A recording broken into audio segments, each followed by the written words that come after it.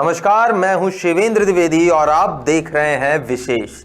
जोशीमठ में शहर के सबसे निचले हिस्से में बसा जेपी कॉलोनी तबाही के मुहाने पर खड़ा है। बरसात का पानी ढलान पर बसे इस शहर में ऊपर से उतरकर नीचे अलकनंदा नदी में मिल जाता है। बाकी का पानी शहर की उसी जमीन में रिसता रहता है जो ग्लेशियर से बहाकर लाए गए मिट्टी के मलबे से बनी हुई है। 2 जनवरी को जब लोग गहरी नींद में सो रहे थे, उस समय रात में अचानक से एक झरना फूट पड़ा। इस झरने से रात भर मटमैला पानी निकलता रहा। यह पानी जैसे कि 24 घंटे चलने वाली ट्यूबवेल जैसा था। पिछले करीब 5 दिन से यह पानी लगातार ऐसे ही बह रहा है। यह पानी पथरीली जमीन में कहां से आ रहा है, इसका पता अभी तक किसी भी विशेषज्ञ द्वारा नहीं लगाया जा सका। अब तक कोई 1 दर्जन भूवैज्ञानिक यहां आ चुके होंगे, लेकिन कोई भी इस झरने के फूटने की गुत्थी नहीं सुलझा सका है।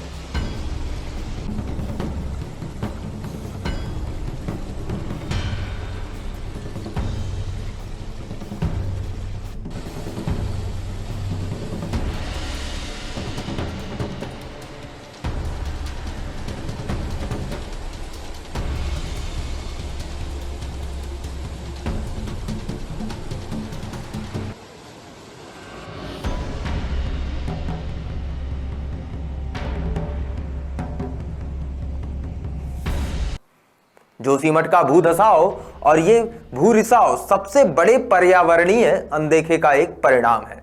जोशीमठ के जमीन की अंदरूनी नींव कमजोर हो चुकी है, जिस वजह से जोशीमठ के 600 घर प्रभावित हो रहे हैं। वहां पर विस्थापन की मांग सबसे बड़ा मुद्दा बन गई है। ऐसे में आपदा प्रबंधन सचिव रंजीत कुमार सिन्हा ने जोशीमठ की अध्ययन रिपोर्ट सरकार को सौंप दी है। इस विशेष दल ने 5 और 6 जनवरी को जोशीमठ के प्रभावित क्षेत्रों का मुआयना किया था। इस रिपोर्ट में सरकार को कुछ अहम सुझाव भी दिए गए हैं, जिसमें प्रभावित मकानों को ध्वस्त करने की बात शामिल है। आइए इन्हीं सब मुद्दों पर चर्चा करते हैं वहां के कुछ स्थानीय लोगों से और जानते हैं उनकी राय। राजेंद्र पुरोहित जी जो वहां के स्थानीय निवासी हैं, आज हमारे साथ एक और मेहमान हैं जिनसे हम बात करेंगे। वो हैं प्रभात पुरोहित जी, सरपंच भी हैं और गांव मटई से हैं, जो कि जोशीमठ में ही है। ये जूलॉजी के छात्र भी रह चुके हैं। तो सबसे पहले मैं आपका बहुत बहुत धन्यवाद करना चाहूँगा प्रभात जी। तो मुझे अभी वहाँ की एक्चुअल सिचुएशन क्या है, इसके बारे में बताएं। अभी क्या हालात हैं जोशीमठ के? सर्वप्रथम तो मैं आपका धन्यवाद करता हूं कि आपने मुझे इस माध्यम से जोड़ा।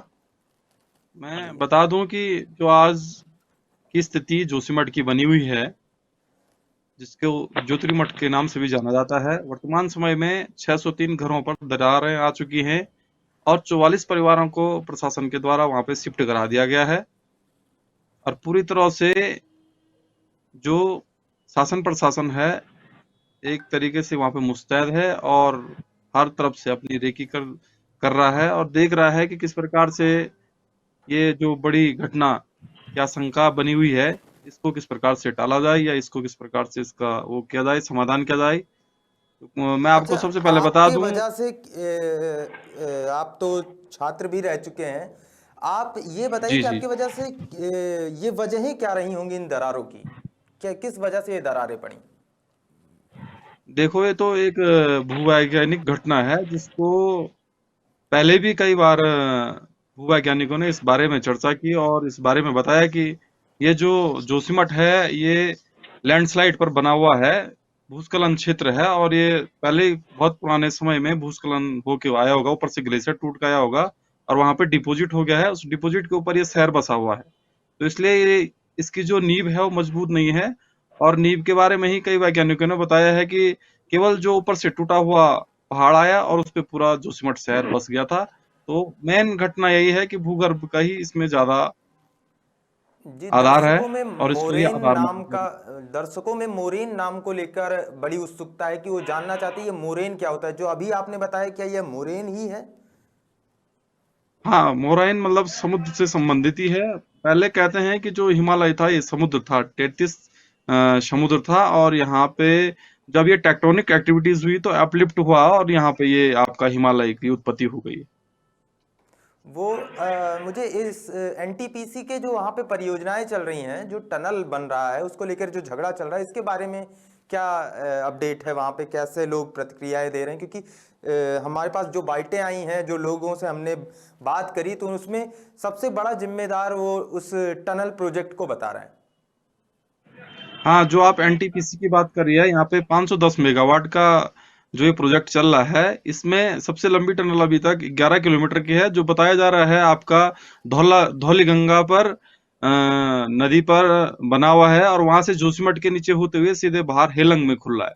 तो ये जो टनल कह रहे हैं, इसको अभी कह नहीं सकते कि इससे भी कुछ ज्यादा नुकसान हुआ होगा, लेकिन ये भी नहीं माना जा सकता कि ना हो, क्योंकि उस पे लगातार विस्फोट हो रहे हैं और बड़ी बड़ी मशीनें वहां पर वाइब्रेटर काम कर रहे हैं, जिससे हो सकता है कहीं ना कहीं धरती को कुछ नुकसान मिला हो या हुआ हो। चर्चा चर्चा इस बात की भी थी कि कोई सुरंग करने वाली मशीन फंस गई थी अंदर और उसके लिए ताबड़तोड़ ब्लास्टिंग करी गई थी। ऐसा कुछ जानकारी आपके? हाँ, ऐसा बता रहे हैं कि टीवीएम वहां पे फंस चुकी थी एक बार। टनल बोरिंग मशीन होती है जो आपका एक तरफ से अंदर की ओर जाती है, लेकिन बैक नहीं हो पाती है, वहीं से आगे से जहां से उसका फ्रंट होगा वहीं से बाहर निकलती है। तो कह रहे हैं कि टीवीएम वहां पे फंसी थी, जिसके चलते हुए उसको निकालने के उसमें ब्लास्ट गया था वहां पे। जोशीमठ को लेकर एक मिश्रा आयोग की रिपोर्ट आई थी। जी 1976 में मिश्रा आयोग ने एक रिपोर्ट दी थी। उसमें 7-8 बिंदु उन्होंने बताए थे कि इस वजहों पे अगर काम होगा तो जोशीमठ में खतरा नहीं होगा। तो उनमें से किन किन चीजों का अभी तक पालन किया गया वहां या नहीं किया गया है? क्या स्थिति है, आप बताएं जरा। जी, जो आप कह जी बताएं।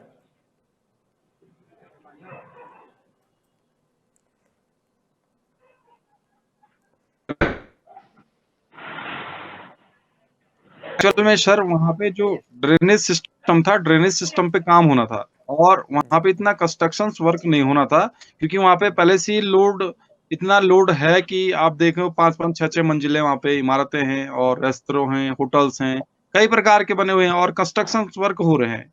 बहुत सारे प्रोजेक्ट चल रहे हैं जो भी वहां पे चल उसमें रहे हैं, तो उनसे पहाड़ों के दबाव बना है। उस रिपोर्ट में कहा गया था कि जो पहाड़ों के नीचे के हिस्से हैं वहां पे पेड़ लगाए जाएं, जिससे कि वहां की मिट्टी थोड़ी स्थिर हो सके।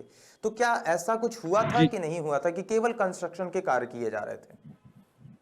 जी, मैं आपको बता दूं, जो ये है धौलीगंगा और यहाँ पर अलकनंदा का जो विष्णुप्रयाग में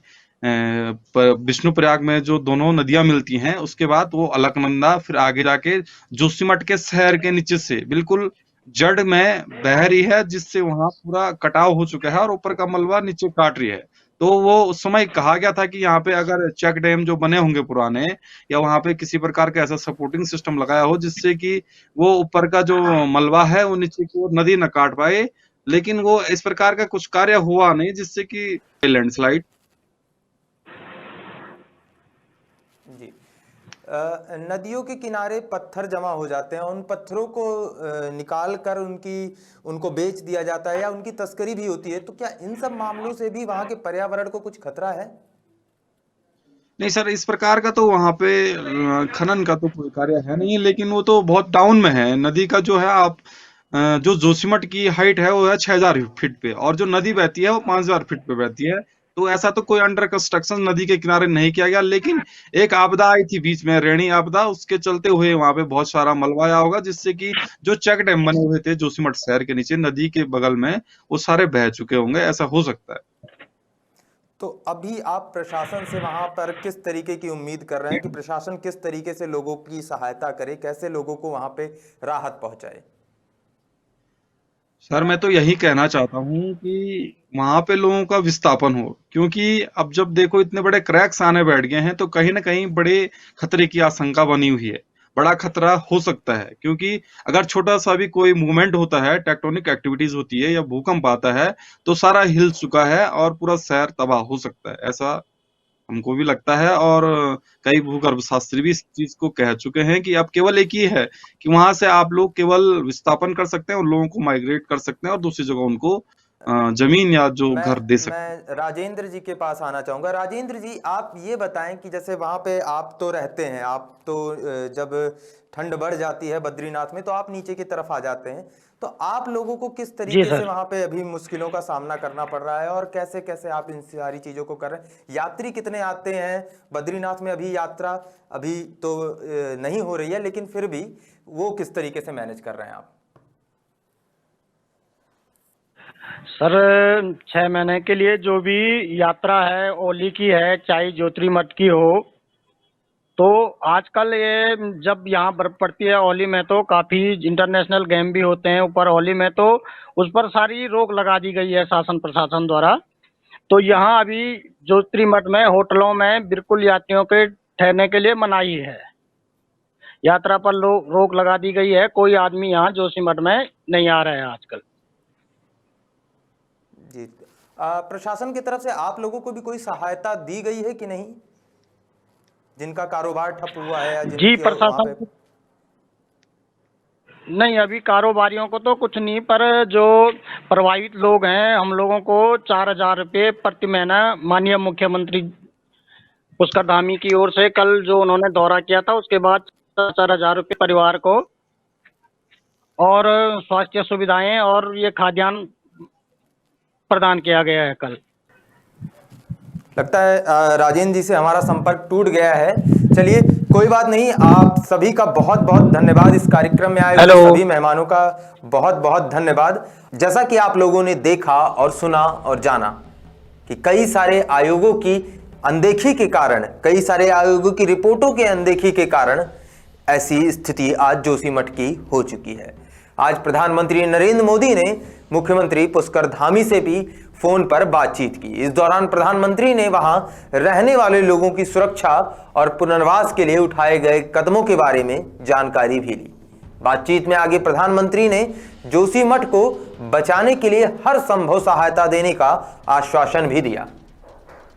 लेकिन ऐसे में सबसे बड़ा सवाल ये उठता है कि क्या जोशीमठ को इसी हाल पर छोड़ देना चाहिए था? क्या जोशीमठ में आज जो ये हो रहा है, जो दरारें उठ रही हैं, क्या उन पर पहले ध्यान नहीं दिया जाना चाहिए था? या पहले से खड़ी या आंदोलन कर रही उन सभी समितियों की बात नहीं सुननी चाहिए थी? विशेष में आज मेरे साथ बस इतना ही।